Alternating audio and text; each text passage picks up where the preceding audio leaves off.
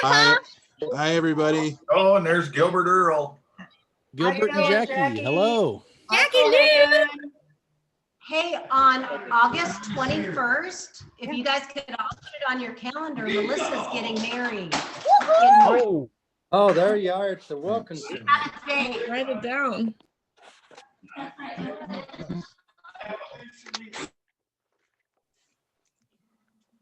Dad, you look good. He looks ready.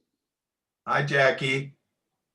Hi, Terry. How are you guys seeing all of them, man? I know it's tough. It's hard to find the right things to click on. There's Jeffrey. I see Jeffrey on there. We're gonna share the screen for now, and at the end we'll turn the screen share off so you can see everyone and talk. Well, but since we're about to get started, you can only see the screen for now. Okay. Okay. So when we at the end we'll turn that off, and then we can all see each other at once. Okay. So don't worry. Cool.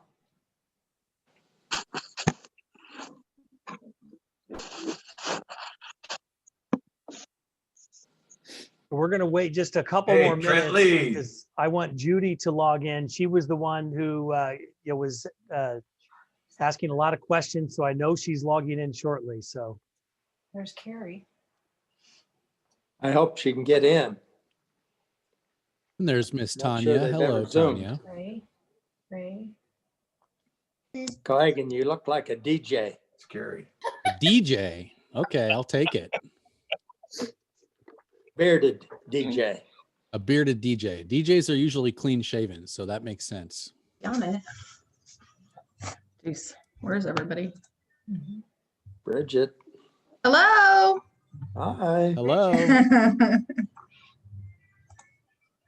And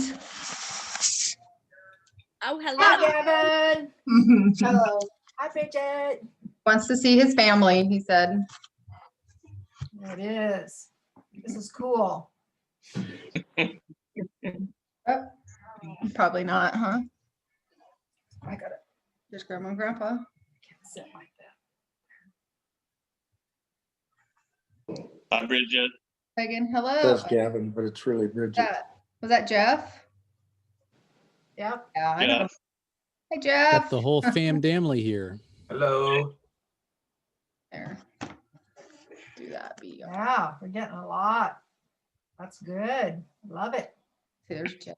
See, the Arizona people aren't hooked in yet. They get the time screwed up. Brent is.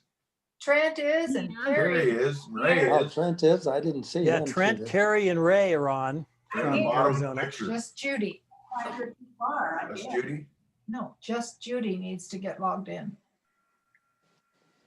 I thought Aunt Judy was at Carrie's house. Tanya. Oh, here's, look at, we know those guys. Aunt Shannon and Reed. Oh, Carrie, are you talking? Thanks. There's Carrie. I'll see you tomorrow. Okay. I'm here too. Hi, Ray. I thought that was you sitting there. I'm sitting back here too far. No, the screen, they can see you. Yep, we can see you. I can't see you though. Mom, they're all right here. Depends on who you're talking to. There's only a few right there. You just look up here. You don't have to look down here. Oh, okay. Grandma, Mommy looked like an ant. too. Isn't it? Look at old Earl the stud over there in that picture. That's Ellen. As soon as we get through this presentation, we're going to take the screen share off, and everyone will be able to see everyone else. And we're going to try to take most of the questions at the end, because if we stop during the whole thing, then we'll probably never get to the end. So I've got a lot of information to share with everybody. I'm going to wait just another minute or two to see if Judy gets on, and we are going to record this, by the way. In fact, we're already recording. So if Judy or anyone else that is not able to get logged in, they'll be able to watch it back, as will all of you if you want to go back and watch any part of it again. Well, if we can't butt in, we should probably take notes, huh? Hey, I just got Well, let me put it this way. Please butt in if you have a question about whatever we're talking about at the moment. But I'm going to try to avoid 10-minute rabbit holes so that we can get the whole picture out there. We've got so much information we're going to try to share that it's impossible to distill it all down into just a 30-minute thing. So lots of stuff. Sure it's recording, Jay? I'll check again and make sure. It's recording on my end. Yep, it is. Okay. Jay, I just got a text message. This is Carrie from Judy, and she says she can't get signed in. So should I tell her to just click on the link Mom. that you set? In the Yeah. calendar? Is there anyone, I don't know, Jason or Co or anyone who would be willing just to call Judy and help walk her through the process? I'm on I it. can, I do. Co said he's You on got it. it, Coach? Yep. All right, I'll text her and tell her. So do you have her number, Co? I do. Evidently he does. Okay, so he's going to try to get Judy on. Okay, thank you. Wait, can I just say I'm loving Brooklyn running around in her diaper right now? This is fantastic. Does everyone see that? She is. That's what she's doing. Brooklyn. She's gonna watch this 20 years from now and be like, oh man. Oh no. Oh wow, that's funny. Also, hi Graham and Reed. I haven't seen you in like 10 years. Hi, see you, Reed. It's good to see you guys. You too. I'm gonna go get a chair from the other room. Okay. Hi, Reed.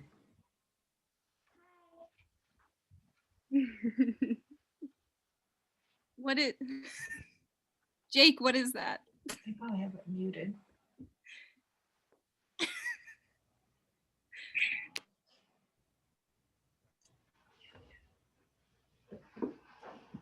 Well, I think she just accidentally hung up on me, but we'll get it going. There's Brooklyn with her diaper on.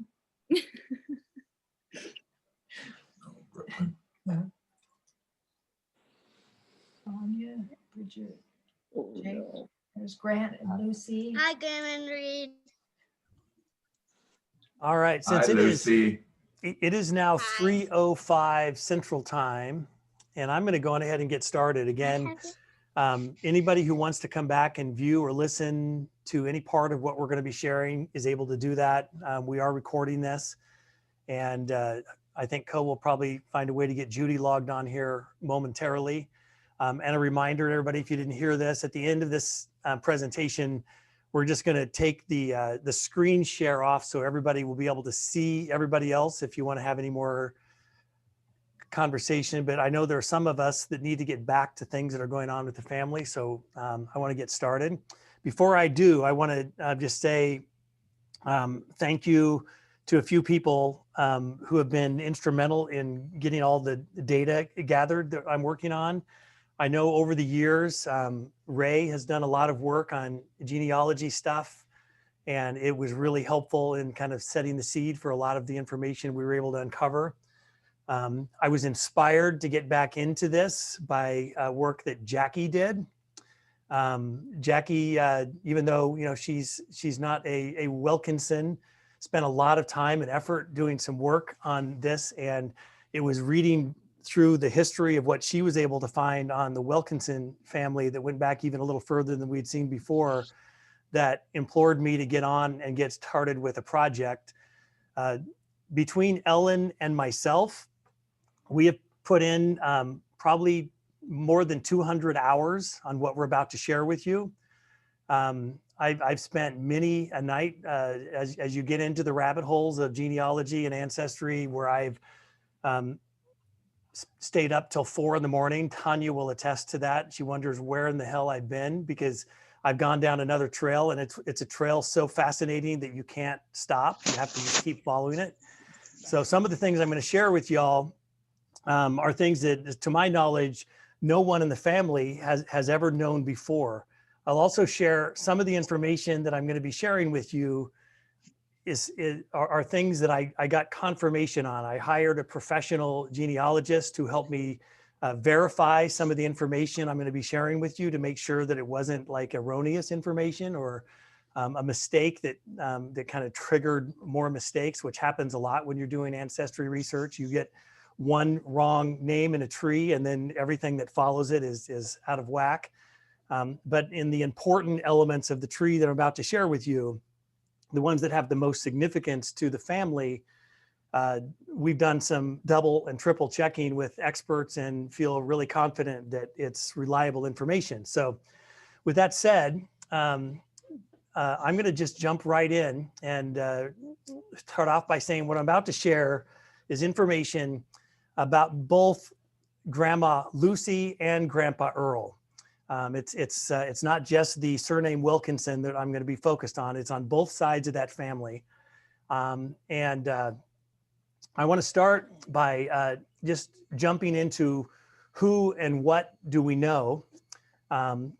We know that of all of the siblings in Earl's family, that the information that Ethel has put together in her side of the family, and then the McCalls have put together is another thing that's been incredibly helpful, because they've done so much work on the genealogy. In Grandma Lucy's side, there hasn't been as much information, but once we got about 3 generations back, we were able to find a lot of detail that I have found to be fascinating. So again, everything that I'm going to be focused on is focused on Grandma Lucy and Grandpa Earl. And we're going to just jump right in and start with a few high-level things about Grandma Lucy that we were able to locate. I think most of us know all of these details, that she was born and died in North Platte. Grandma and Grandpa married on Valentine's Day of 1934. They had 5 children, including Adeline, who didn't last very long. And we know who all of them are. Grandma Lucy's mother was Euphemia, and she was born in 1892 in Wilsonville, Nebraska, and moved to North Platte right around 1908. Her parents died when she was really young. First her father, then her mother, when she was 17 and 21 years old. And according to the 1930 census, we got a lot of detail there, and it helped us track information back. The cool thing is through the, for whatever reason, the Latter-day Saints have done more genealogy research and work than anyone. It's crazy the amount of information that they have scanned and put online for all of us to be able to dig back.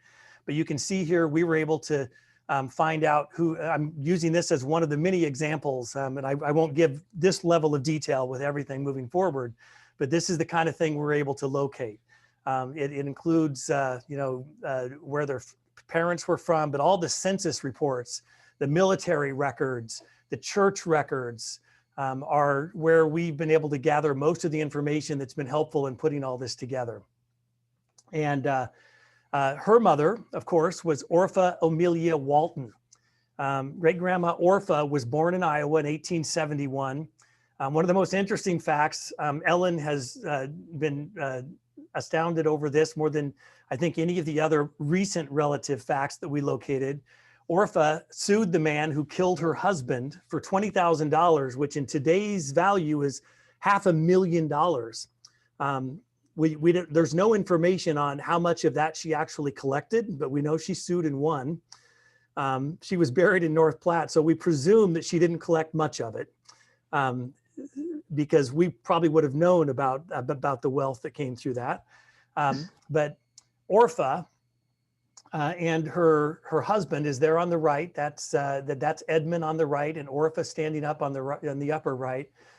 There's no doubt that she was a verifiable badass from everything we've been able to read and see. Now, Orpha, of course, was married to Edmund Idman. He was born in Pennsylvania in 1861. His mom died when she was only 31 years old after giving birth to her 6th child, and the family took up roots and moved west, where she settled down in Beaver City, Nebraska, or he settled down in Beaver City. Edmund was killed in his 40s by a drunk driver in North Platte. And there's a lot of information online about the articles, and we can, in the ancestry reports that we've collected, We're more than happy to share this with everybody who can go in and look and read through all these old articles and catch all of them. So coming back out from Euphemia Adeline Inman and moving over to her husband, Dodo, Gilbert Gust Dodo Clausen.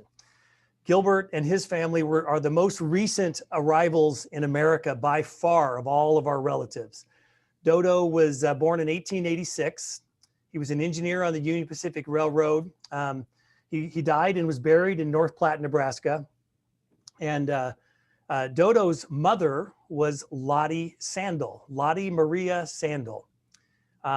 No relation to my and Tanya's dog named Lottie, as far as we know, but there could be relation. Lottie was born in Sweden, and she moved to the States because of a great famine that swept across Sweden back in the days. And a lot of Swedes came to America during that time. And she has a lot of information online. You can see there's Lottie right in there. It shows where she emigrated to in Iowa and all of the different records. Again, there are records like this on nearly all of the relatives we found, at least going back 5 generations, and then the records get a lot more difficult to track. Lottie was married to John August Clausen. They called him Gust. He also was born in Switzerland, came to the States when he was 8 years old, again, as a result of the famine, came with his parents. And he lived in Iowa for most of his life when he came across. We have a lot more detail on all of these relatives, which I'm going to jump into here in just a moment.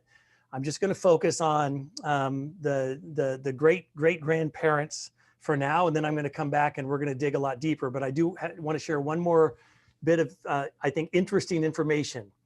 On Grandma Lucy's side, the earliest we were able to track relatives coming from overseas to America was a young lady, Lady Hannah Ann Bass, who came on a boat with her parents in 1633. We have the boat manifest with her name on it as a 1-year-old when she came over to America in 1633. So on Grandma Lucy's side of the family, we know that the oldest, the earliest relative that we've been able to track coming to America was 1633, a little girl named Lady Hannah Ann Bass. They called her Hannah. And on Dad's side, or on Lucy's father's side, of course, as I mentioned already, they came over from Sweden in the 1870s. So across Grandma Lucy and Grandpa Earl, the latest ancestors to come to America was the Clausens and the Sandels when they traveled together, when Lottie and John came together from Sweden in the 1870s. So there's quite a big gap there between the two of them. All right, so that is Grandma Lucy's side. I'm going to jump back out now and we're going to dig in a little bit to Earl Edmund Wilkinson, the regal looking gentleman, otherwise known as Earl the Pearl, who was born in Arlington, Nebraska. This is a high school graduation photo. And as I mentioned a minute ago, Grandpa Earl and Grandma Lucy married on Valentine's Day in 1934. And he was buried in North Platte. His parents were Lawrence Wilkinson, born in 1880 in Allendale, Missouri. This photograph right here is the Wilkinson family home. And just that's going all the way back to Arlington, Nebraska in 1914. And you can see them standing out on the front patio there. It was a really big house for 1914. So they were doing pretty well for the days. The other thing about, let me back up here a second. Lawrence's father was William Wilkinson, William Edmund Wilkinson, born in 1850 in Illinois. Based on records that we've been able to track, he was living in Illinois in the same community that where Abraham Lincoln rose to fame. And it's very likely that he attended, or at least was in the vicinity when the presidential debates were going on. He died in Missouri in 1917. And His wife was Mary Jane Girlds, and otherwise known as Fitzgerald, which was later shortened to Gerald, actually. She was born in 1854 in Ohio. She had 11 children over 24 years. She looked like a stern woman that would have her way with your rear end if you got out of line. Jumping back now over to his mother's side, Florence May, or otherwise known as Daisy Blevins. Daisy was born in 1884. She was a beautiful young woman. You can see in the photo there on the right with a hairdo to beat all hairdos. And Daisy was born in Fontanelle, Nebraska. They married in Omaha. The photograph in the middle, I don't know if whoops, let me back up, that if you recognize this or not, but that's Grandma Lucy on the right-hand side in the back row. That's Grandpa Earl, and there in the front center is Aunt Ray. If you Uncle Harley over here. and yep, that's Uncle Harley, but there's a bunch of people all in one shot. Now, well, that's Floyd and Ethel McCall too. Yeah, that's Floyd and Ethel McCall as well. And Daisy's mother was Obedience Widner, who was born in Virginia, died in Kennard, Nebraska. Biddy was quite a character. There's a lot of information about her online. She married a guy named James Monroe Blevins. His father, Isham, was part Cherokee, Native American. So I don't know if you all know this or not, but we are descended, or part of our heritage is Cherokee Native American. Isham was killed in 1863 in the Civil War when he was fighting.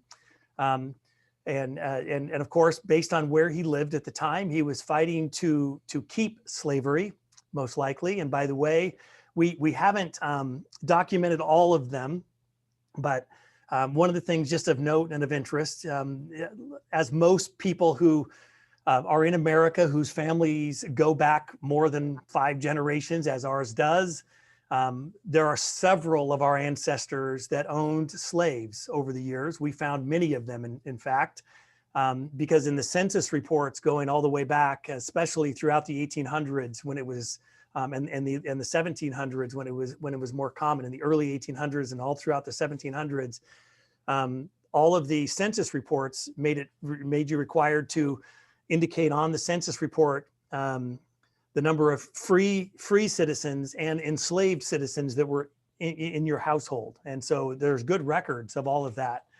But James Monroe Blevins, you can see here's the application that he sent in to get benefits for being part Native American, which was a big initiative that started in the early 1900s.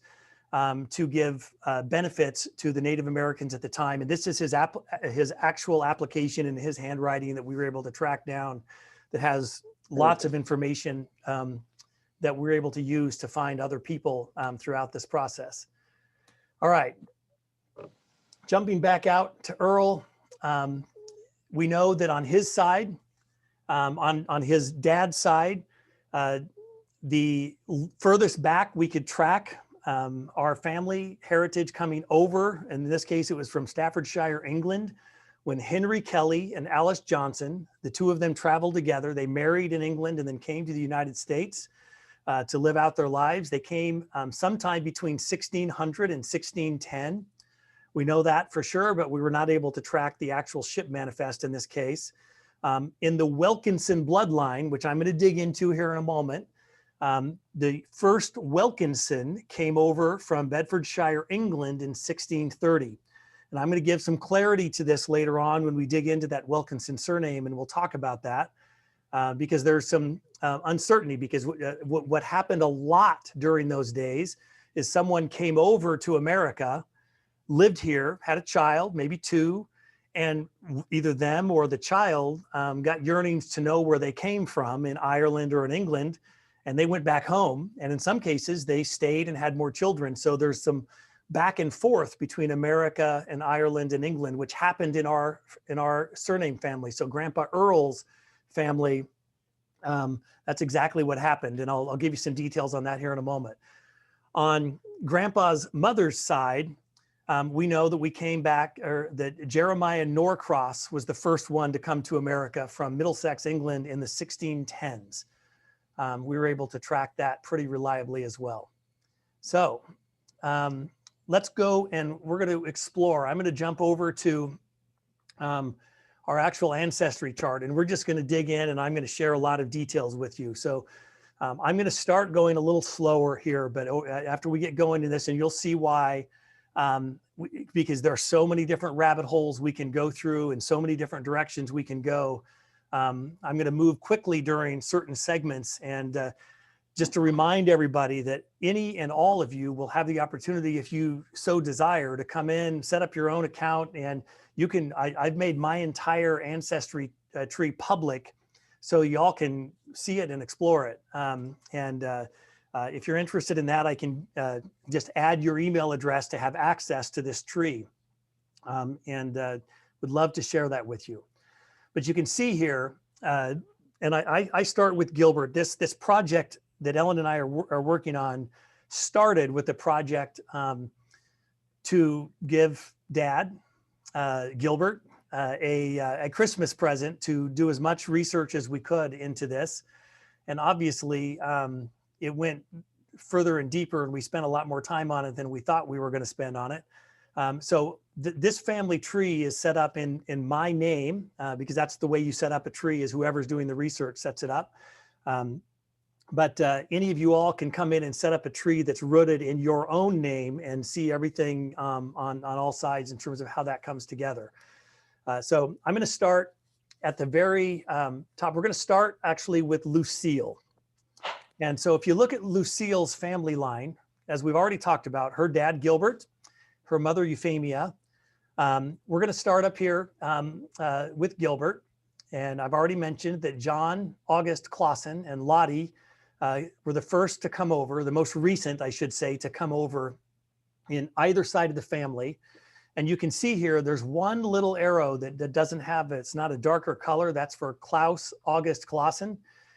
He was born in Sweden in 1819, came over to America and died here in the States in 1888. But we have not been able to track that family line any further back. That's one of only two, one on Grandpa Earl's side, one on Grandma Lucy's side. In every other line, we've been able to track pretty far back in many cases. So we're just going to kind of go down, and we'll start with Helen Neal's daughter here. You can see, and I'm going to just kind of point out, there are several places here where you're going to see on the ancestry chart where it says potential father, potential mother.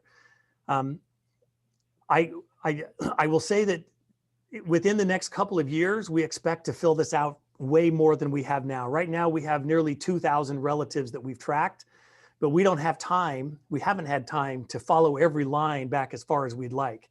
At some point, we're going to dig back in here. I'm going to keep at it because I'm really fascinated by this. And I'll continue to follow the clues and add additional relatives as we go.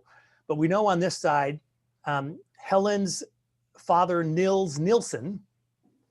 And if you follow that trail back to his family, you can see so far we've tracked them back to the 1700s, including good old Newt here. Newt and his wife, they didn't know his wife, so she's just a Ms. And if we go down to the next line, the Sandals, we've tracked them back, and I haven't gone any further than just Zacharias and Lisa, his parents. But if we go here to the Peters daughters, same thing. There's a lot more to track. I stopped tracking on those because, again, there were other areas where we were able to dig a lot deeper that it made sense to focus on, and which I'm coming to here in just a moment. When we get to Euphemia's side of the family, we're going to see some things here that it's like, holy crap. Not only is it fascinating, but it goes way back. On this side of the family, starting with the Inmans here, there are a few things that we know, that we've learned about the Inmans, and they go way back. I'm going to click over here. You know what? I'm going to come back. I'm going to come back to No, let's go ahead and go. Let's go there now. So here's a character named Dorcas Payne. And Dorcas was born in 1724 in the British colony America. As a lot of our relatives, it tracks so many back to the 1700s. When I came across Dorcas, I couldn't help but think of my daughter Claire, because she reminds me a lot of Dorcas. Maybe it's the name only, I don't know, but I just pictured Claire with a hoodie and a cane, bent over as an old woman with her tongue sticking out the side of her mouth. And when I dug back into, thanks. You're welcome, Dorcas. Yeah, thank you. When I dug back into Dorcas, you can see this is the line where Lady Hannah Ann Bass came over from. So again, she was born in 1632. In 1633, when she was 1 year old, she got on a boat with her parents, who happened to be Deacon Samuel Bass and his wife, Anne Seville. They both came over together. She was born in 1598 in England. And we were able to track that back all the way again to the 1500s. It was Lady Bouchier, the Lady of Walton. And there's a lot of titles, sirs and ladies and other noble titles that we found on all levels as we got back into this. We also found a lot of things back to the Paynes and Agnes Crofton that go all the way back to the 1500s, but they were all out of England. So that whole branch of the family, the Paynes, and leading into the Inman line, all came from England. Which, if we just scroll back now, we're going to go all the way back to the Inman line here, and we're going to click on the Harford line next. And we didn't track them very far back. We lost the trail with James Harford, who was born in New York City, and Sophrina, his wife, on that one. And I'm going to dig back into that at some point in time and follow that trail. And that takes me, I'm going to go to Grubbs next. So Esquire Grubbs, his parents were William Grubbs and Honor Cherry, which is one of the most interesting names we found. She was the daughter of Aaron Cherry, who was whose father was another Aaron Cherry. And we were able to track the Cherries quite a ways back. The Cherries actually came out of Ireland and came over to America sometime in the early 1700s to late 1600s, because we know that Edward came over. He was born in 1688 and died in Virginia in 1751. So Edward's the one that came over in the Cherry line. But it goes pretty deep here. We were able to track this line a long way back, especially the Drain line, where we tracked John Drain and Lucinda, and they're all the way back to Essex, England in the mid 1500s, before we lost that trail. And there's a lot of other, the O'Tooles out of Ireland. That's where the Corrigans came from. The Corrigans came out of England. Where there's a lot of moving around between Ireland and England, as we see throughout here. And then we also have the Temple line here. Sir John Hammond Temple was the Speaker of the House of Commons in Ireland in the mid 1600s. We are descendant of him. And there's a lot of information on him online because he was a prolific figure in Ireland at the time. And he descended from the Temples. Sir Anthony Temple that came from England.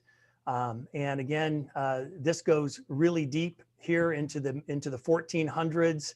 We have the Stokers, we have the Jekylls, we have the Bargraves, we have the Kennards, and we have the Harrisons. Sir Lord Harrison of Longham was a prominent figure in England as well. And then we have the Durham family, the Fitzjeffreys, Lady Neal. We have just a lot of English blood and a lot of people that were well-known figures in Ireland that come through and in England from this channel. So that's just tracing back the Cherry line quite a ways. And that takes me to this next line that I find to be the single most fascinating line. I'm going to go back all the way to here where you can see, kind of get back to where we were. Again, Grandma Lucy, her mother was Euphemia Inman, whose mother was Orpha Walton, Orpha Amelia Walton, and her father was this gentleman named Private James K. Walton. And when we track this Walton line, we're going to find the first of some of the really massive surprises about our family line on Grandma Lucy's side. So let's dig into this. First of all, we know that Private Walton, James Walton's mother, was Laura Butler. His father was William Horace Walton, whose mother was Olive Warfield. And when we track her back, there's Deliverance Watkins and her family, but it's the Samuel Warfield family. And Samuel Warfield, by the way, was born in the United States in 1703 in Massachusetts. His father was born in the United States in 1673, Captain Samuel Warfield. His mother was born in the United States in 1681, Hannah White. So you can see how fast this is going back. Down here on Judith King, we know that Judith came over to the United States sometime around 1625, 1630 as a young girl. And Judith, when we track her family line back, is where it starts to get really interesting on Grandma Lucy's side of the family. We're going to track her back to her father, George. And when we continue down that line, Thomas, Sir William, and this is Sir Knight John William, who was a knight in the 1400s in England. But we're just going to keep following that line back to Sir Ralph. This is Sir Ralph Henry King. And when we go there, we quickly learn that he was the ancestor of William Ralph de Greystoke King, which also has a lot of information online. We can find a lot about him along with Sir John. But down here, this gentleman, Sir John King, married this woman named Margaret de Ferrers. She was the Baroness of Richmont in Leicestershire, England. And her family was descended from some really prominent figures, including the 5th Baron of Groby, Lord William Ferrers. We follow that back to the 4th Baron of Groby and keep following that line to the 3rd, the 2nd, the 1st, and then the original Baron of Groby, which is William de Ferrers, who was born in 1240 in England. But this is where it starts to get interesting. This is the part where it's like, holy shit, I can't believe this much information is documented.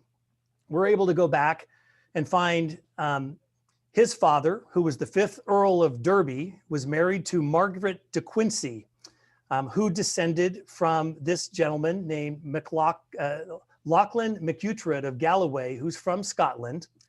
So at this point now we're back to the 1100s in Scotland, and we're able to track that back even further. And you're going to find out why we were able to track this back so easily in just a moment here.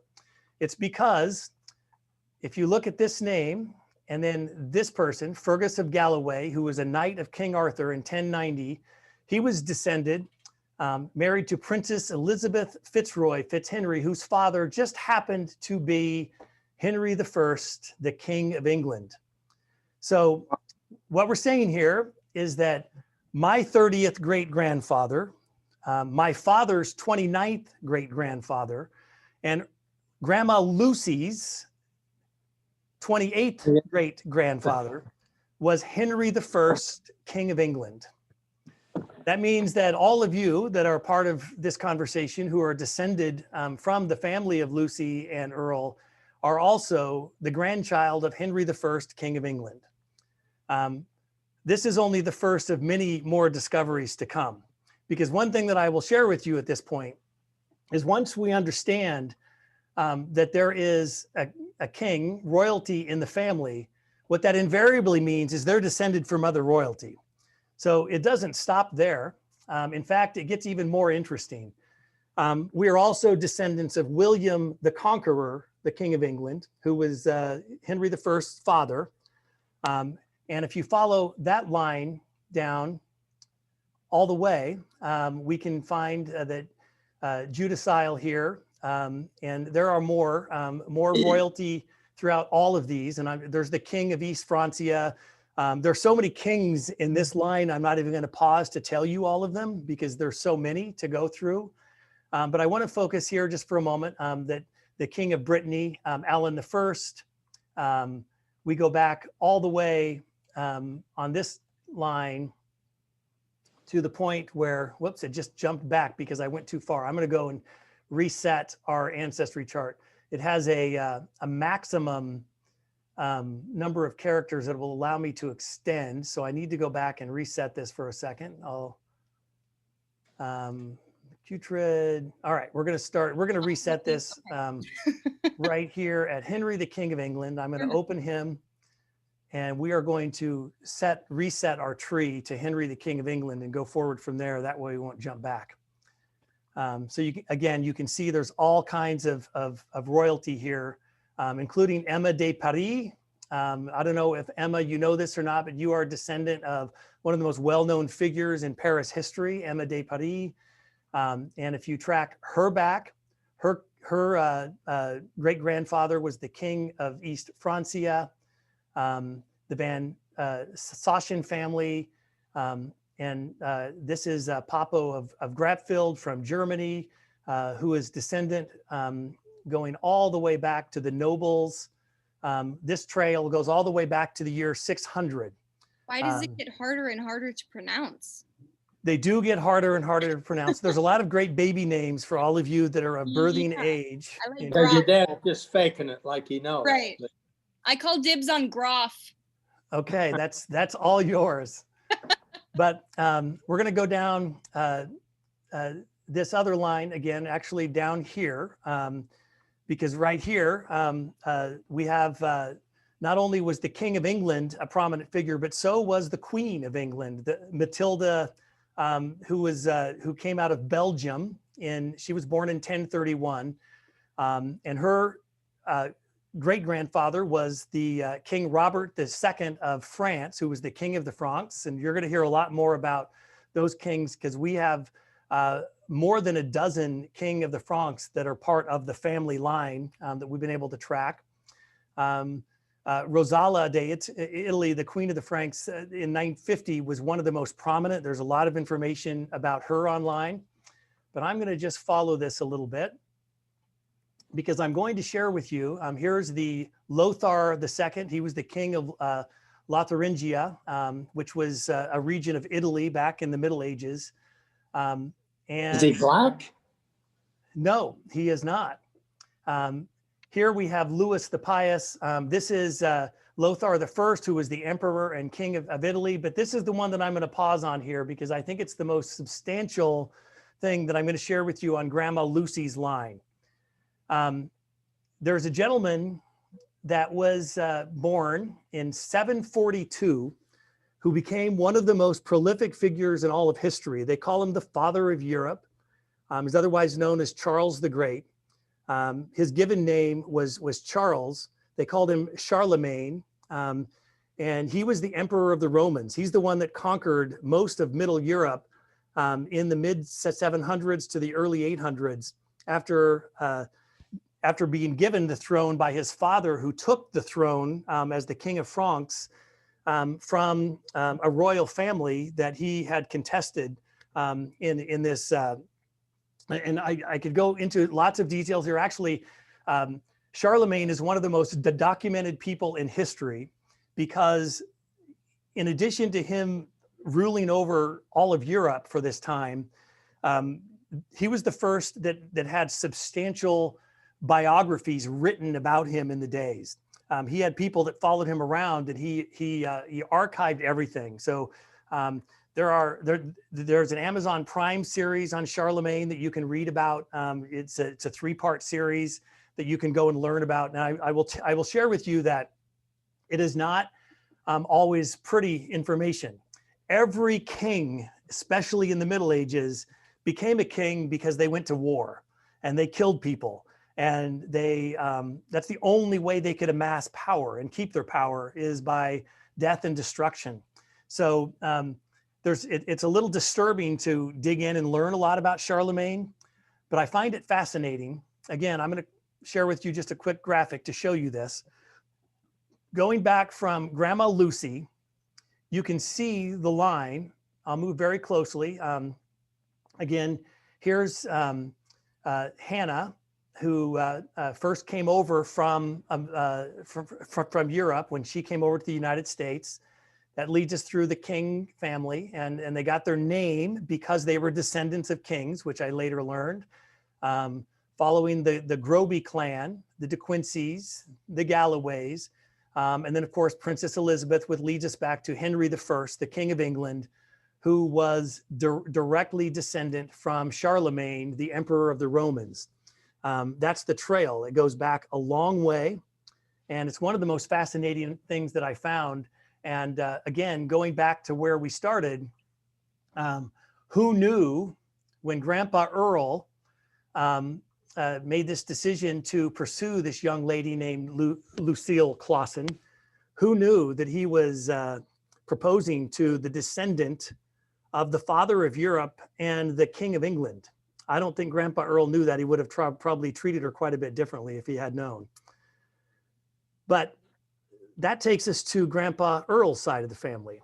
And I have some things to share with you there that are just as interesting, if not even more interesting than what I just shared with you about Grandma Lucy, which is a little mind-blowing to me.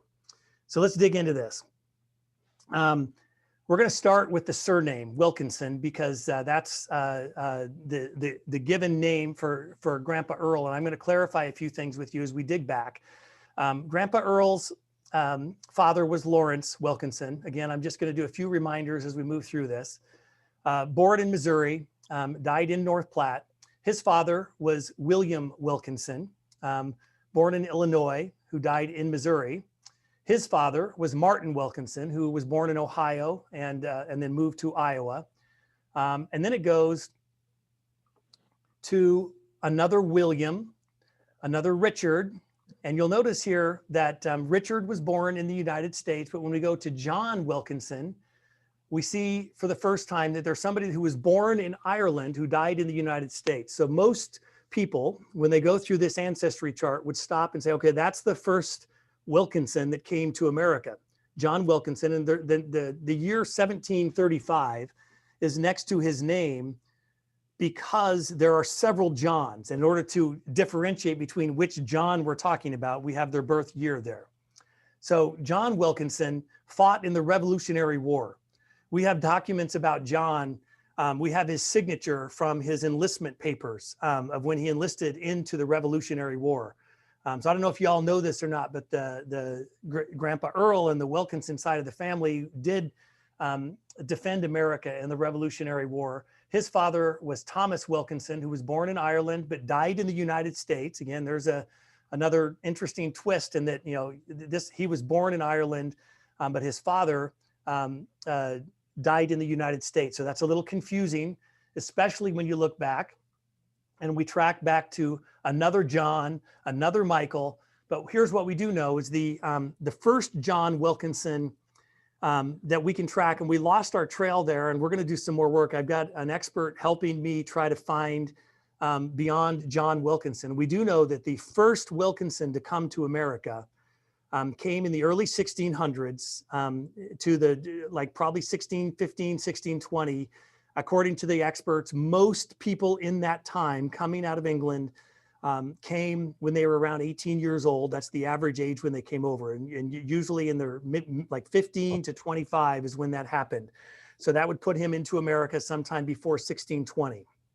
And he died in Boston.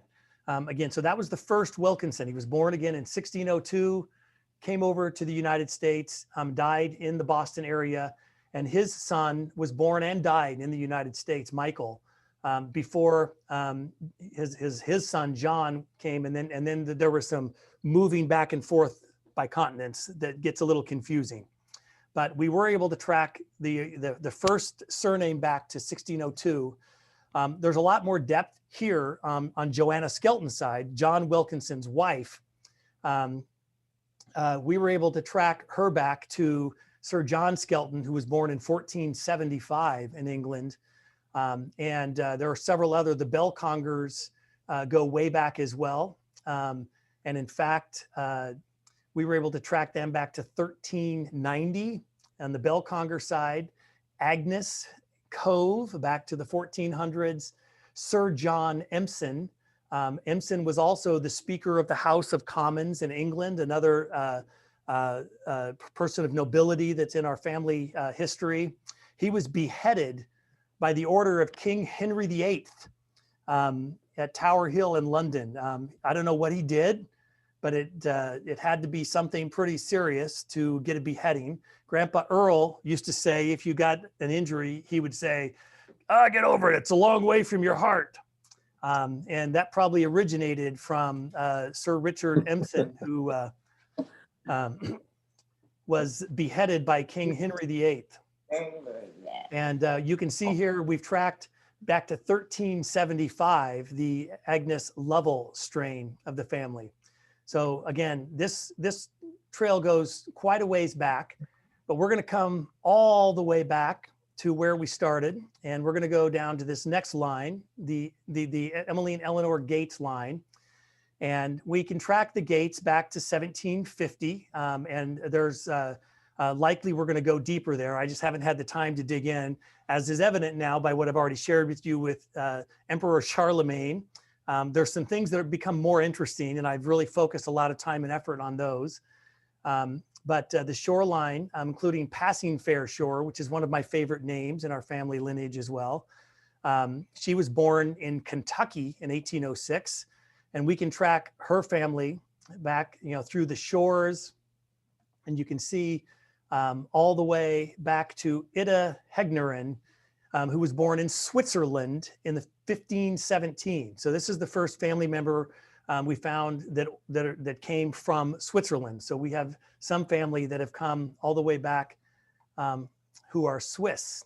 And we also know that the Kester chain, we've tracked them back to Switzerland as well. So there's a lot of Swiss in the shoreline here, starting with Passing Fair Shore and beyond.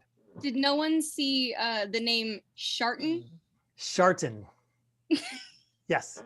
That's There a are some good name. fascinating names in here. Ellender. All right, that takes us to Mariah Williams. We tracked her back only a little ways. I know it seems kind of strange now to only go back to the 1700s, but we have her tracked back just a little tiny ways. But this Blevins line is the one that we know where we have Cherokee blood running through the veins of the Wilkinson clan. We have yet been able to discover where the Cherokee blood originated. It's something that we're working on. And I'm going to keep working on that part of it because I find that fascinating. Grandma Daisy knew that. She told us that when we were kids. Yeah. I remember vaguely that knowing that there was Cherokee blood, but I don't think she knew where it came from, like how far back it goes from what relative, because it's not within the first 5 generations after her. We know that. She knew it was in her bloodline. Yeah, it was definitely in her bloodline. But we've tracked the Blevins back to Wales in England in the mid 1600s here. But somewhere in this line is where we know the blood. I'm going to jump over Anna Edmondson because there's something more interesting to share there that you're going to find fascinating. We're going to go down the Widener line here. Whoops. So this is Elijah. We've tracked the Norcrosses back to the 1500s, back again to England, which is where the most common ancestor trail takes us to, is into England and Ireland. And then if we come back to Elizabeth, this is Elizabeth Betsy James and her line. We've only tracked them back a couple generations. But I want to come back up here to Anna Edmondson, because there are some really fascinating things that we're going to find in this lineage. And we were able to track the DeBoses back to the 1600. They came out of France, so we have relatives that have come from France here.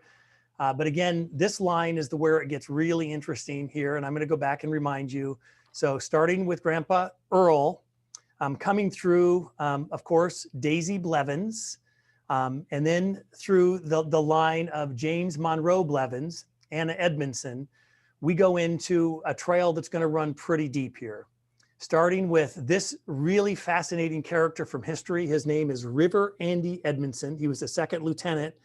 He was one of the most, I can find hundreds of newspaper articles about River Andy, who was in Virginia.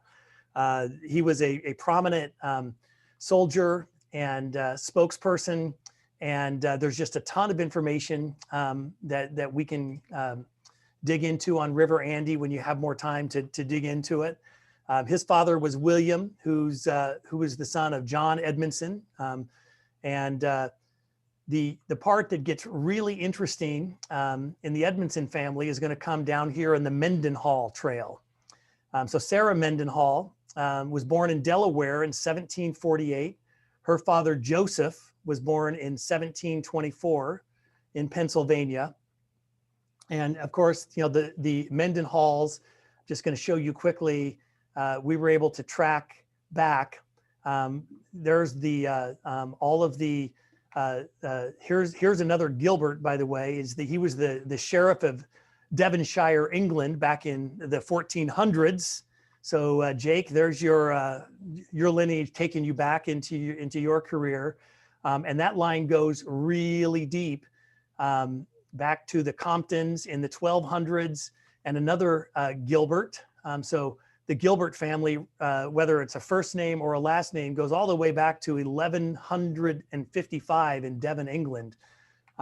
Again, it goes really deep, and there's a lot of information there, including Lady Elizabeth Hill, who was the Baroness of Compton, and there's a lot of titles like that back in the day. But again, that's not actually the most interesting line that I'm going to take you down here today. Let's see here. I want to go back, and we're going to, I think I got to go back. Okay, the Mendenhalls. All right, so we are going to go to, where did I take a right turn here? It's not the Pepperolls, and it's not the Hollywells.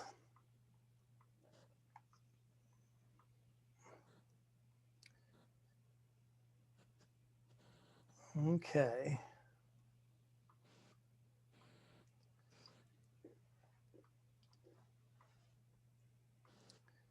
Let me follow my trail here. Is it Lord Bray?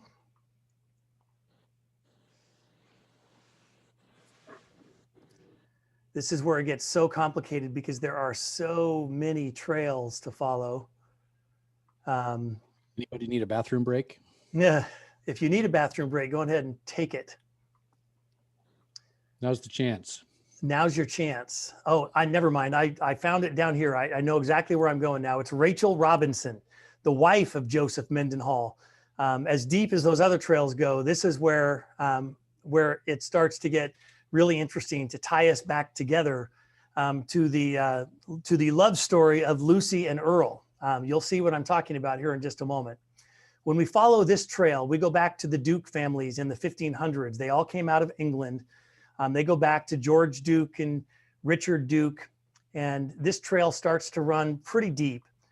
Sir Thomas, another sheriff, Sheriff of Waterford in Ireland this time. So we have law enforcement from both England and Ireland, and the trail goes back to Thomas Walsh in Ireland here.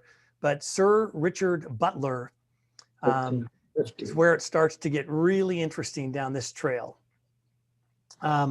When we follow Sir Butler, and by the way, Sir Richard Butler was another fascinating character. His name was Knight of the Garter.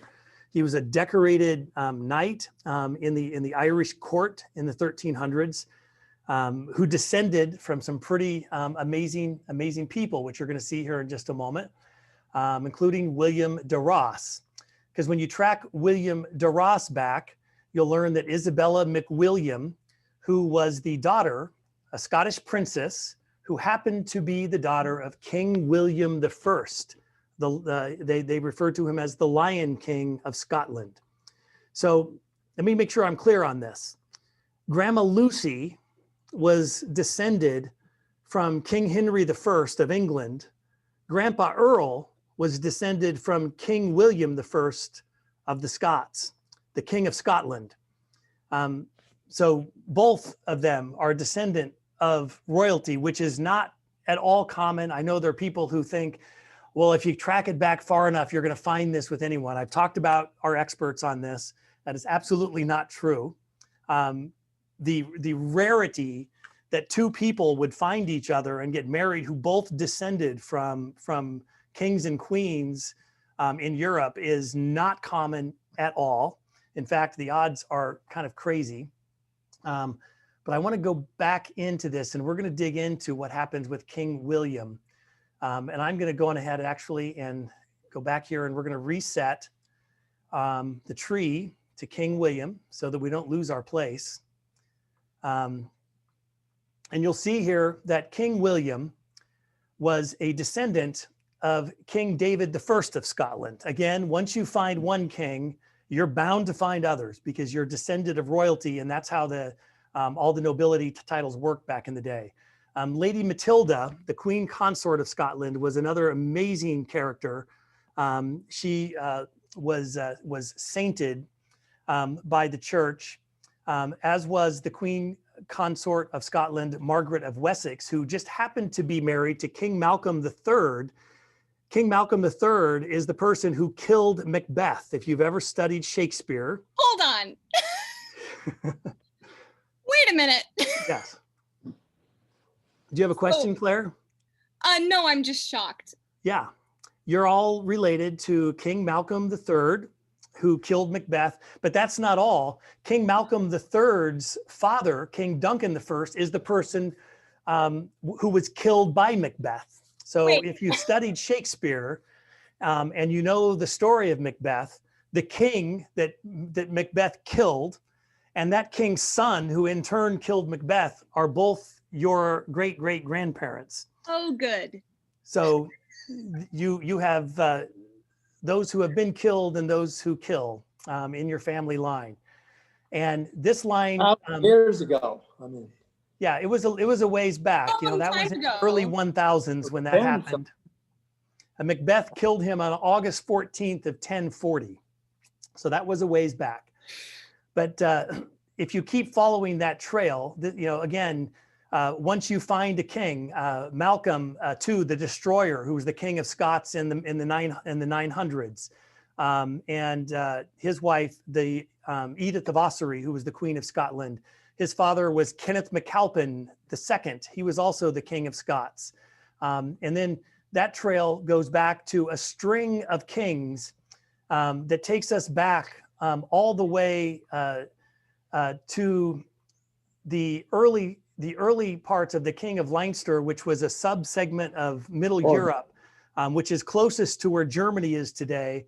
But we were able to track this lineage. The furthest back that the records track it back so far is 435 in Ireland. But there's a long string of more than a dozen kings and queens that are part of the family lineage that led up to Kenneth, Malcolm, and of course, Malcolm III as well, and which ultimately led to King William the Lion. Now, I will share with you that King William the Lion is the most recent royalty in our family. He was my 27th great-grandfather, and Earl's, let's make sure I have that right, just to be sure, because there's so many kings I get confused. Yes, he was my 27th great-grandfather, and he was Earl's 25th great-grandfather. So you can all do the math and figure out where that puts you on that lineage in terms of King William the Lion. And King William the Lion, again, is the most recent royalty we found. But I'm going to finish this trail before we stop and open for questions and anything else you want to go through by going down this last trail, which is the most impressive and fascinating thing that we have found, even more so than what I've already shared with you. When we follow the trail it's actually the Henry of Scotland, who was the third Earl of Huntingdon, was the son of King David of Scotland. He never became a king himself, even though his son, William, became a king. But so he was not a king himself, and nor was Ada de Warenne. But Ada came from a very prominent family. Her father, William, who was the father of William, the first Earl of Surrey. And then when we go back, there's another Emma in the chain here. So Emma, you have the name that's most repeated other than Gilbert in this history of royalty that we have. We go back to this person named Sproda. I don't know if any of you have heard or remember reading about Sproda, but Sproda was taken prisoner by William I Longsword. His name was William Longsword. And William's Longsword basically attacked her family and took Sproda captive and made her his wife. There have been movies made about Sproda and the character that she was. She was a really strong figure in history, and there's a lot of information about her. She was of French royalty, but through Sproda is where things really start to get interesting in our family line. Because it was through Sproda that leads us to the first king of the Lombards, which was King Bernard. And King Bernard was a descendant of Pepin I of Italy, who was a king in the mid 700s, who happened to be the son. This is where it gets like so fascinating, it's impossible to even contain the craziness in all of this. But King Pepin I was the son of a guy named Charlemagne, Emperor of the Romans. I want to pause for a moment here because I want to go back and explain to you what I just shared with you. Charlemagne, the Emperor of the Romans, father of Europe, appointed Pope, one of the most, if not the most prolific figure in shaping the world as we know it today. He had over 20 children, but his children, his kingdom when he died was broken down between his three oldest boys. That's it. Louis, Pepin, and Charles. So Charlemagne, the Emperor of Rome, had three boys that received the rights to his kingdom. And it just so happens that one of those boys, Louis the Pious, is Lucy's 37th great-grandfather. Another of those boys, King Pepin I of Italy, is Earl's 37th great-grandfather, which means that Grandma Lucy and Grandpa Earl are inbred. They were first cousins 36 times removed. And somehow they found each other and fell in love and got married on Valentine's Day of 1934, which is, 1,196 years later, something like that. It is mind-blowing to think of the odds of that happening. So when you think of Grandma Lucy and Grandpa Earl in a different world more than 1,000 years ago, their descendants, their great-great-grandfathers were born of a king, and their lives went on about creating all of these different descendants. And somehow in Nebraska, they found each other more than 1,000 years later and got married. It is the craziest thing you can possibly even imagine.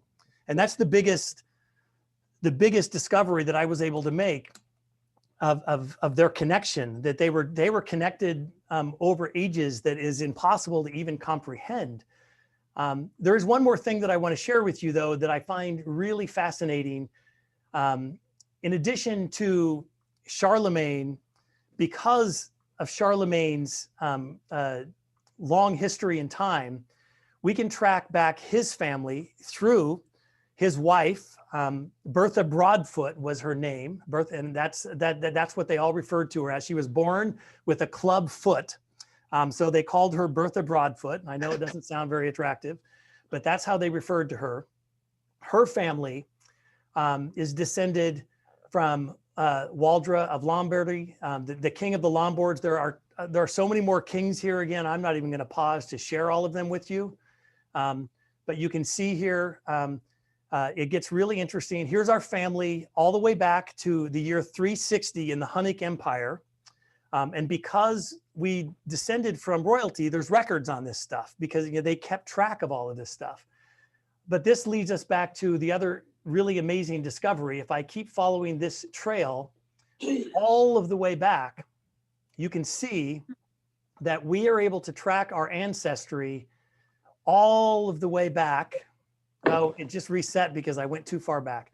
So I'm going to have to go reset on Pepin the First here.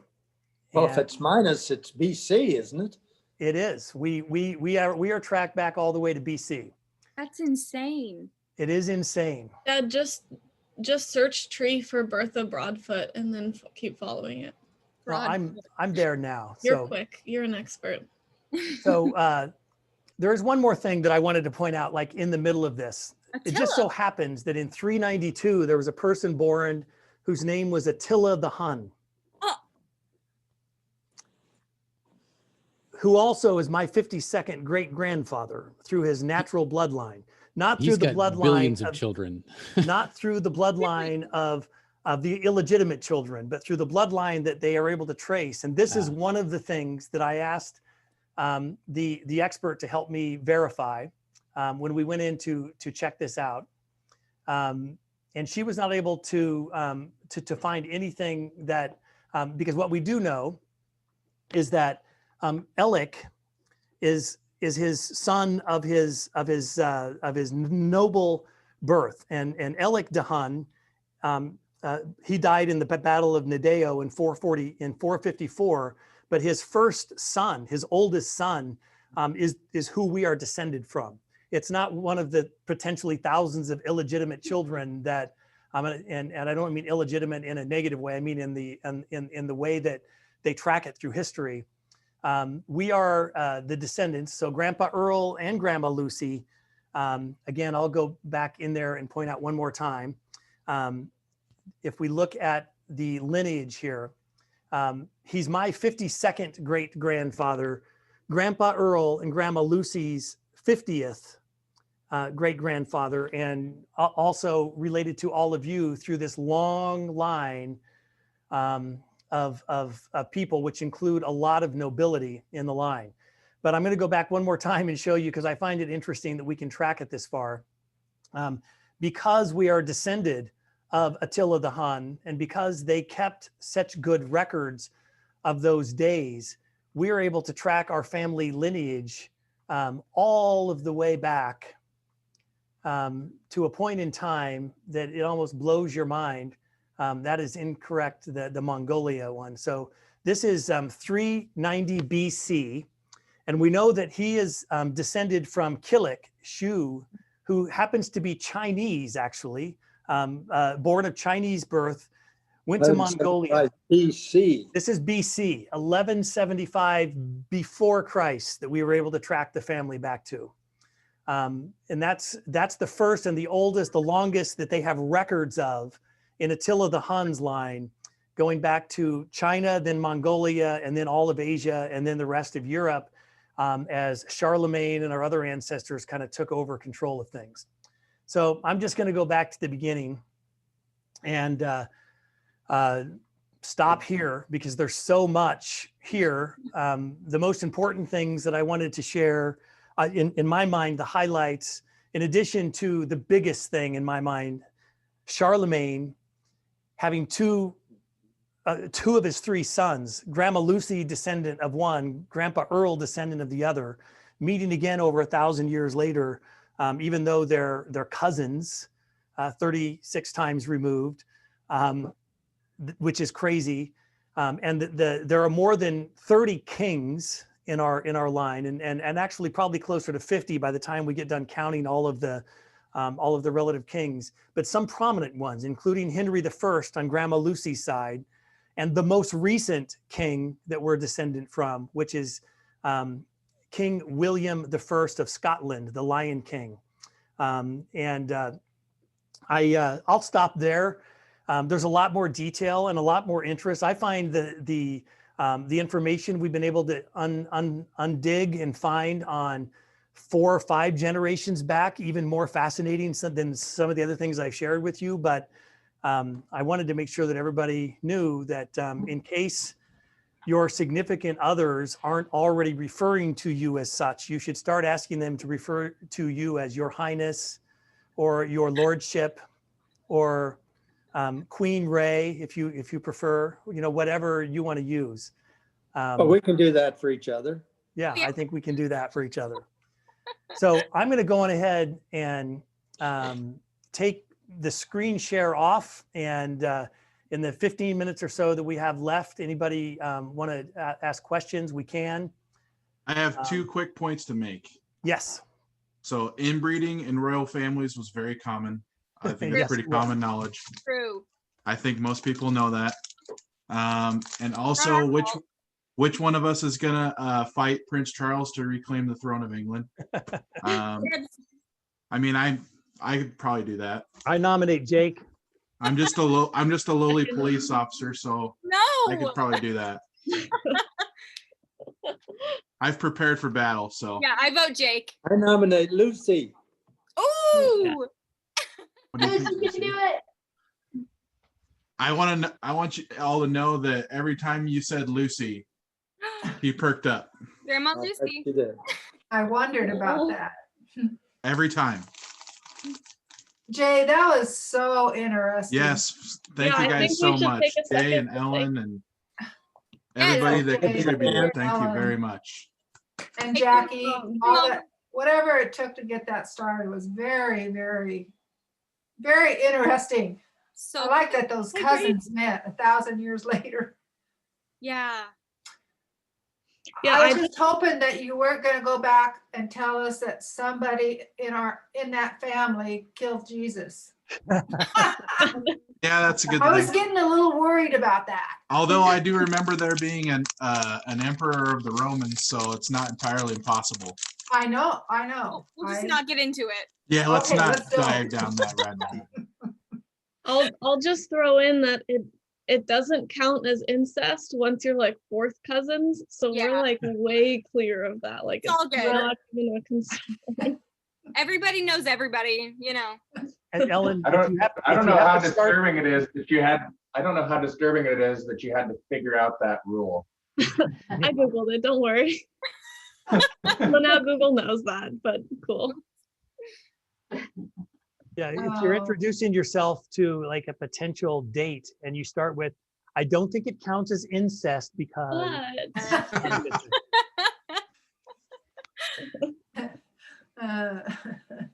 That's so Hi, Grace. Thank you, Dad. Thanks to Ellen and all the work that she did on helping me get all this together. We didn't hear a whole lot from Aaron's house. Yeah, I think they're on mute, Grandpa. They're on mute.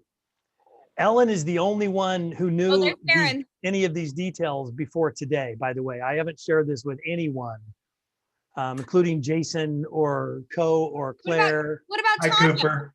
Or Tanya knew. Tanya knew a few things, but she didn't know all of it. I did try to pry. To be fair, I did try to get the information out of him, Yeah. but he would not spill. That's a nice ceiling fan, by the way. Yeah, who is that? I don't know. Who is that ceiling fan? So Jay, in order to get access to this, obviously we sign up for accounts and we can basically just make the linkage to you, which would take all this back. Is that what is involved in that? Yeah, and I'll be honest, I haven't done any research exactly on how, but I know that according to what I've read on Ancestry, I can share, but I can share my public free and you click on it. I think you can set up a free account to access and view it. But I'm going to go to the email that I use to invite everyone to this session and invite you all to click on it and follow it. So anyone who wants to can do that. Hi, Ray and Carrie and Chance. Hi, guys. It's a puppy. Hey, you guys, Did you ever log in? next Ancestry wedding is on Hi, Trent and TK. August 21st. Howdy, August that was 21st. awesome, Jay and Ellen. Trent and TK. Grandpa, what were you asking about logging in? Grandpa, Gilbert, He can't hear. Gilbert, can you hear me? He can't hear you when you're standing beside him. I know. I'll text him. It's okay. Yes. Oh, he can. Hi, Mom. Hi. Hi, Mom. Everybody say hi to their mom. Hi, So did- everyone. Did Judy ever get on? Hi, Bubba. I believe Judy is what the happened? ceiling fan. Maybe Oh, she's Judy is- iPad 2. She's moving. Oh, she's iPad 2. It's the ceiling fan. It's the ceiling fan lady. Hear you, but You're muted, Judy K. She doesn't have her mic turned on, but she's not muted, so Yeah, actually. well, a little more troubleshooting. That's okay. We can see you. You look yeah, great. at least we can see you now. Hi, Judy. So I have a Hi, Aunt question. Judy. I have a question. My part in this was a lot of the earlier stuff and learning a lot about Earl and Lucy and their parents and their grandparents. And I was hoping anyone would have any stories to share so I can get to know my great grandparents and my great great grandparents and what they were like. And in particular, Ellen and I wanted to know if anybody knows how Earl and Lucy met. Yes, that too. Up here. Up here. Don't know. No one Judy, knows. if you Judy, Judy, Judy you have is something something to more say. enlightened in that vein. Judy, can Jake. you send a message to the group? If you type it instead of saying it. If not, that's okay. Who's that? Let's see, quit. Hi, Jeffrey. Hey, Jake. Looking good, Jeffrey. Getting old, man. Hey, Jeff, if your screen's not maximized, hit the maximize button and then you can see more screens of people. So to maximize it is, It's up by the little X in the window. It's the little square next to the X. Easy making pies and selling them on flat. They don't. goodness, Oh, okay. that- I'm a rookie. Ellen, do you know about Daisy Grandma Daisy. Hey, Unc. making pies and selling them? I can share my screen and show you what we could find and we can see if you can. If you have I anything don't to think add. Ellen knows about Grandma Daisy's pies. No, Yeah, I that's don't know what I much. was wondering. I mean, I always thought that was so fascinating that she made pies We're talking. every day and sold them around North Platte. And she was only about 4'8". I spent 3 days at Grandma Wilkinson's place Uh-huh. with her, and then we ended up getting up in the morning, and she had places where she had different pies that they had to come in and deliver. Yeah. Anyway, I got up, slept with her. Judy and I, a lot of times would dress up in her long dresses. Mm-hmm. And she had little old tiny feet, so we could never wear her shoes because they were about size 4s. Oh my gosh. I really enjoyed the time that I spent with her, and she'd have all these pies in racks, and Woolworth Dime Store was one of the places where the Woolworths picked up about 100 pies every day for maybe 100? a day. I don't know for sure. And then she had Wow. other people that through the holidays that picked up all of her pies, and they were so good. She just was really a pie baker, and she had this little garage, this house on 4th Street that she, you know, that they made the garage be her bake shop. Uh-huh. I were would go over Hi, there. Zoe. When I started junior high, 7th grade, I would go Uh-huh. over there every day for lunch. And I always had 1 or 2 pieces of her pie Right. lunch for a whole year. Yeah, they weren't really real big pies that you get now. They were in little pie tins, because I asked her about them. I said, Grandma, how come there's such little pans? And she said, well, that's what I've always used. And it probably was only like, you know, maybe 6 pieces, but they wouldn't be real huge pieces of pie, you know, because they were. About the size of a salad plate. You know? Yeah. Wow, what was the best one? That was from who? Little grandma? Or mincemeat Grandma. pies were Little grandma. Minced meat. Ooh. Oh, that's famous very for British. this.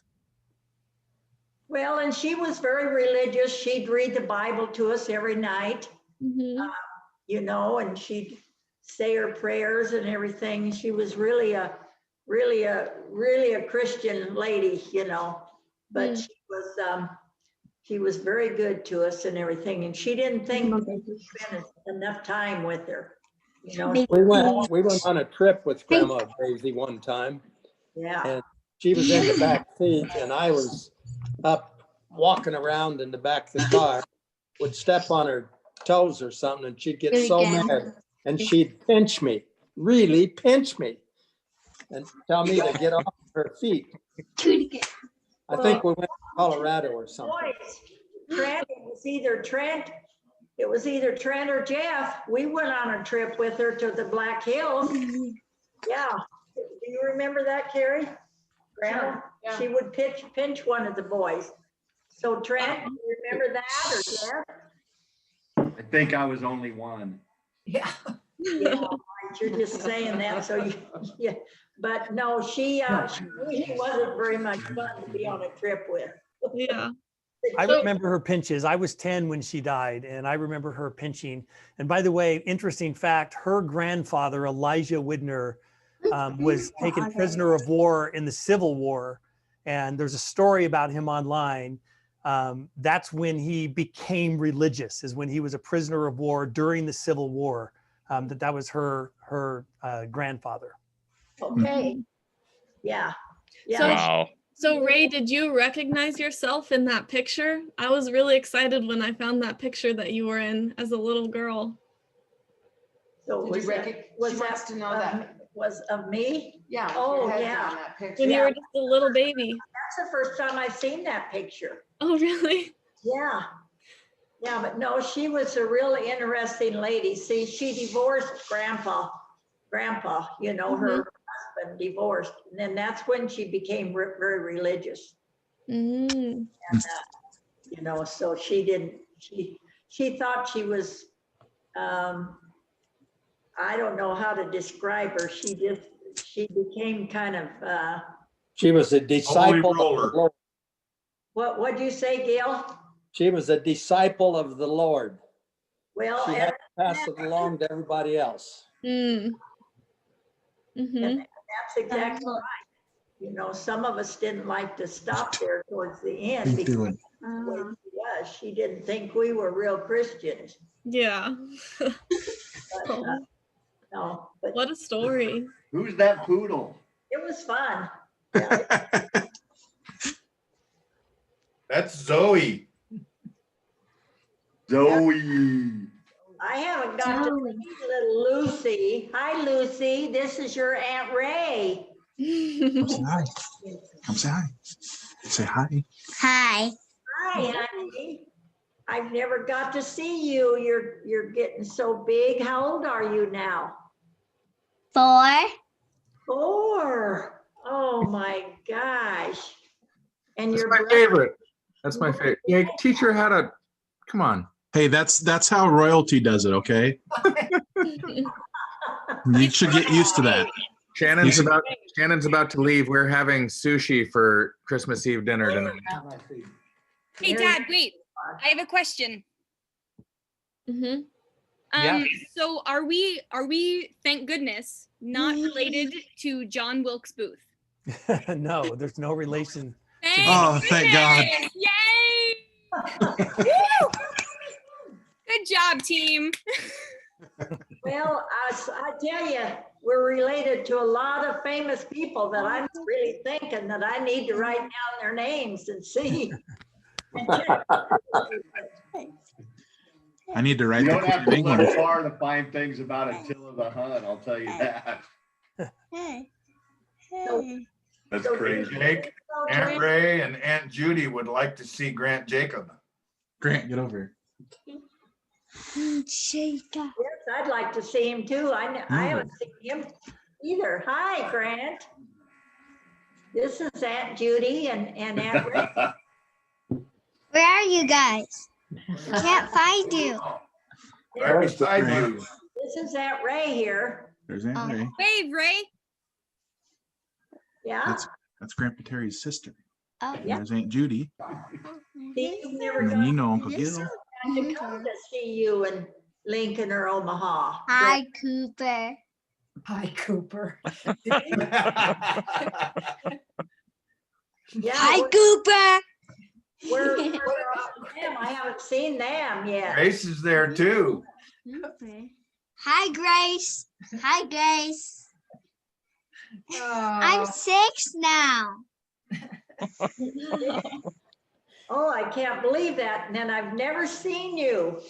Are you going to come to Arizona and So we hope so. see me in I Arizona? hope so. Maybe I'm going to Grandma Cindy's and Grandma Terry's or your house. Oh, that would be fun. Yeah. Yeah, that would be really fun. Yeah. Someday. Yeah. Oh. Grace, who is the puppy you're holding? This is Zoe. Hi, Zoe. Oh my Hey, goodness. stop it. Aunt Judy and Aunt Ray. Reed's up there with Bubba and Shannon. I caused drama. I'm sorry. The other dog got jealous, so. Sorry, other dog. Yeah. Reed, where's your brother? Where'd he go? What happened to Emma and Lily? I thought Emma was said she was going to be. I'm right here. I'm right here. Jay, you should get in contact with TLC and see if they'll do a new TV series about America's newest royal family. I'm not sure we're that exciting. I don't know. I think would be more exciting than some of the stuff they got on there. The Nebraska Royals. Yeah. Well, The Nebraska Kardashians. There he is. Hey, Graham. Ellen, you and Jay, wonderful job of that. I can't believe that. Thank you. It was fun. Although, Judy and Ray, there's Graham and Reed up there with Bubba and Shannon. Probably haven't seen them for a long time. I'll be honest, I did about 2% of the work. And I would say Jackie did some of the work. She gave us a lot of good foundation. True. And then the rest was just Dad plugging away. So he She deserves did it. a lot of, She did it all with one finger. I know, that amazes me. Amazing, I was isn't really it? grateful. Thank you, Jackie. Very Jackie's good a work. Wonder Woman. You know, what I think is that, yeah, that you guys have to really be commended for that because, but the more you got into it, I think the more interesting it has gotten. I think that's what helped Jay a Yeah. lot and everything. Mhm. Yeah, I can't believe Emma? it. Emma, is that a dog? Emma, show us your dog. That's Louie. Clearly, you don't follow her on Instagram. No, I do. I haven't seen it in person. Well, I'm not in person, but like this is live. There's Lily Lucille. Oh my goodness. Oh, and Brooklyn. Happy birthday, Lily. Yes, happy birthday, Lily. Oh my Are you goodness. A 25 Brooklyn and a today or baby. 24. 25, right? 25. Quarter life crisis. I got a reindeer on my shirt. Thank you. Reindeer. Oh my goodness, Emma the puppy. Charles is big as I know. He's so cute. He's He's so not big. cute. How big Well- is he gonna get? Thank you, Ellen. He's 7 months. He can't count anymore. Well, hey, I think this was a great idea. It's so nice to see all of my family that's not here in North Platte. We love you, Gil. Yeah. I love all of you. We miss you. Yep, love you, Uncle Gil. Loved it. Yep, this is pretty special. Mm-hmm. It's a good Christmas Eve treat. Seeing everybody and learning all that. Bye. I even see Zachary Kelso there. Hey, Zach. Zacharoo. Bye.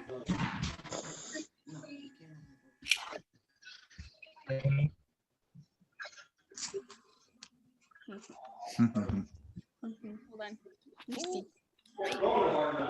So Trent, is Zach going to go to school and tell his friends that he's a descendant of a king now? I'm gonna show him all that stuff. You're gonna share the ancestry thing, right? Or do I just have to go in there and? Who just left? I'm just telling him. Yeah, I'll share a link and then you can click in there, or you can watch back any segment as well, because I'm going to send a recording to this entire thing. King Henry the First, King, the Lion King. I can't remember which. King William or whatever. Yeah, that's pretty.